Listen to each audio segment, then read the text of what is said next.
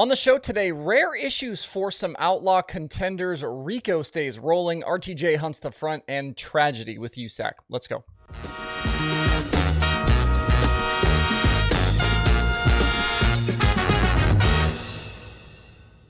It's Monday, April 10th. I'm Justin Fiedler. This is Dirt Tracker Daily. Happy National Sprint Car Day. It is 410 after all. We've got definitely plenty of sprint car stuff to talk about today. Before we dive in, the show has a new partner, and I'm excited for this one. He was a World of Outlaws winner over the weekend, and today he's hooking you guys up with a nice discount code on his merch. Head over to shoprico.com to pick up all of the greatest apparel for Rico Abreu.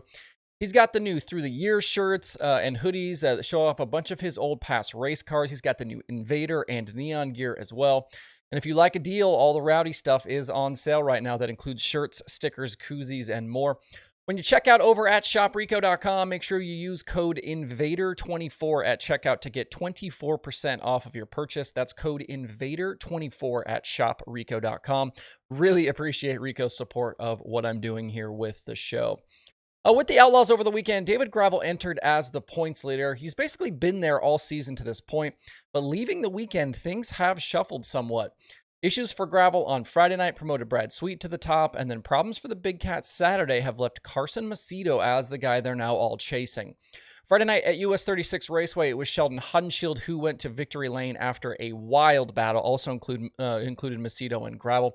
The hotline was very much on display, and this really felt like the first time this season we've seen the Sheldon we've grown accustomed to in recent years. If you haven't watched those highlights, if you haven't watched that race, I would definitely encourage you to jump over to Dirt Vision and do that. There was a lot of big moves, Sheldon battling out front. He did make some mistakes, but ultimately got the win.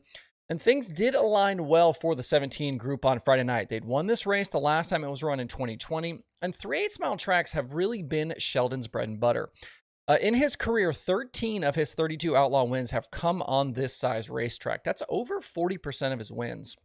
Behind the victory, Macedo and Sweet took podiums, which boosted them in the standings after Gravel had a crash and DNF'd. It was a very rare mistake from Gravel. He had issues kind of all by himself, really. It was his worst finish since a 20th at Huset's way back in June of last year. 52 races between DNFs for Gravel. Also wanted to give a hat tip to Brock Zierfoss. He grabbed his first Outlaw top 5 since Weed Sport in July of 2022. At 81 Speedway on Saturday, Rico Abreu led flag to flag for his second Outlaw score of the season. Johnny Gibson started talking about the track taking rubber in 3 and 4 right around halfway, but I thought the racing stayed pretty solid through the finish. Macedo tried to make something happen against Rico late, but the 24 was able to defend.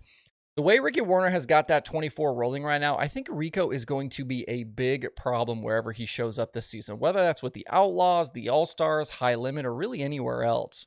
If Rico was running full-time, his average finish right now would be good enough for him to be 4th in the Outlaw standings. Macedo leaves the weekend as the points leader thanks to 2 second-place finishes and issues for both Gravel and Sweet. The 49 started 11th on Saturday, but then he had a flat and a spin, and he had to go to the back. He ended up 14th on the night. Macedo is the only driver to finish in the top 10 in all 12 races so far, and his streak has been pushed to 18 straight top 10s now. A little bit further down the order was another forgettable weekend for Donnie Schatz in the TSR 15. Weekend finishes of 11th and 13th mean Donnie has now gone 4 straight races without a top 10 result.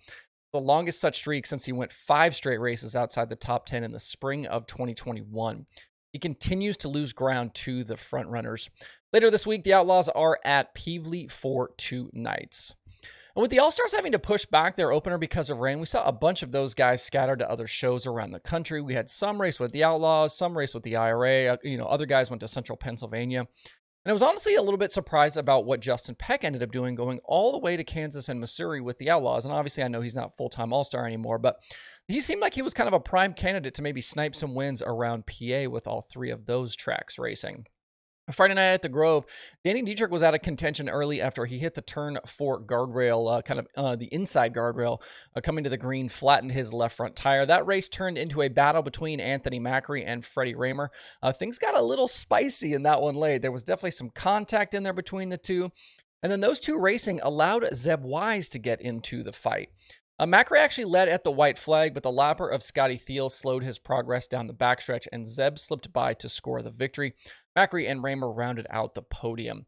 I know there have been some internal changes at Rudine. I think this could be a good sign for those guys. Zeb hasn't traditionally run well at the Grove, so I think a win there is big, and then he backed it up Saturday with a podium at Port Royal as well.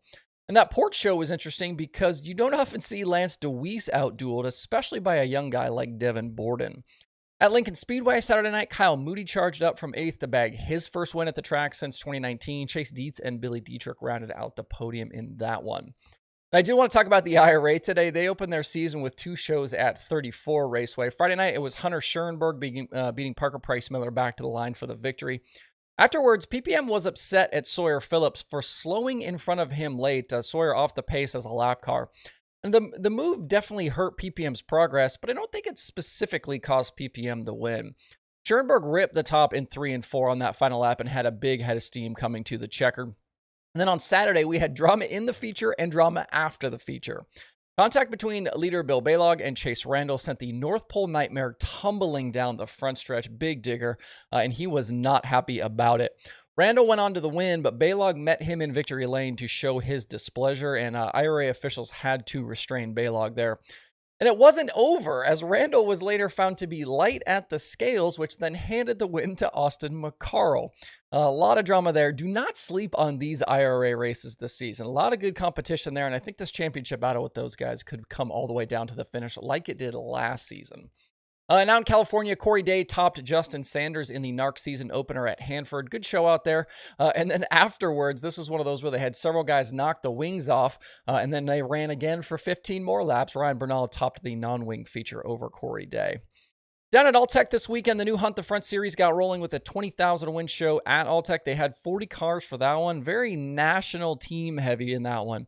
Names like Ricky Thornton Jr., Shane Clanton, Mike Marlar, Deb Moran, Brandon Overton, Tim McCready, all in attendance with that one. And some of the rainouts and some of the issues we had elsewhere definitely helped with that field. Ashton Winger and Joseph Joyner led the field to green with Joyner out front early. Shane Clanton also led a bunch of laps, but it was 14th starting RTJ who drove through the field to score the 20 grand. Clanton and Marlar completed the podium. Kudos to the Hunt the Front guys for switching that schedule up and running the big money race on Friday with weather looming for Saturday. They did not have to do that, but it ended up working out, and they were paid off for it with a nice field of cars. At Brownstown on Saturday night, in the return of the Northern All-Stars late model, 7th starting Bobby Pierce picked up the $6,000 victory over Nick Hoffman and Spencer Hughes. Later this week, the super late model schedule picks up significantly. We've got that 100 grand show at Bulls Gap with XR. There's a lot of other regional racing going on as well, and actually there's an XR show tomorrow night as well. So if you're a late model fan, a lot more to look forward to this weekend. In weekend modified action, Matt Shepard scored the $12,000 Elite Series victory at Orange County Fair Speedway with the Short Track Super Series. It looked like Jimmy Horton's engine was laying down late in that one. He led a bunch of laps, but with his engine going south, that kind of took the battle down to Larry White and Matt Shepard at the end, with Shepard coming out on top. Short Track Super Series goes quiet now for about a month. The next race is scheduled for May 9th. Finally today, we had tragedy strike over the weekend with USAC. Ohio driver Justin Owen died after a qualifying crash during the USAC National Sprint Car event at Lawrenceburg Speedway.